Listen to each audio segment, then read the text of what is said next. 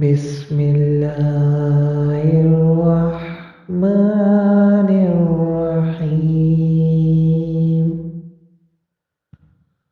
صوبان رضی اللہ تعالیٰ عنہ کہتے ہیں کہ رسول صلی اللہ علیہ وآلہ وسلم نے فرمایا، قریب ہیں دیگر قومیں تم پر ایسے ہی ٹوٹ پڑے جیسے کھانے والے پیالوں پر ٹوٹ پڑتے ہیں۔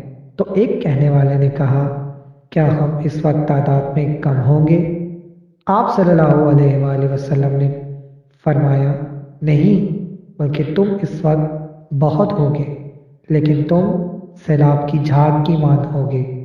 اللہ تعالیٰ تمہارے دشمنوں کے سینوں سے تمہارا خوف نکال دے گا اور تمہارے دلوں میں وہن ڈال دے گا۔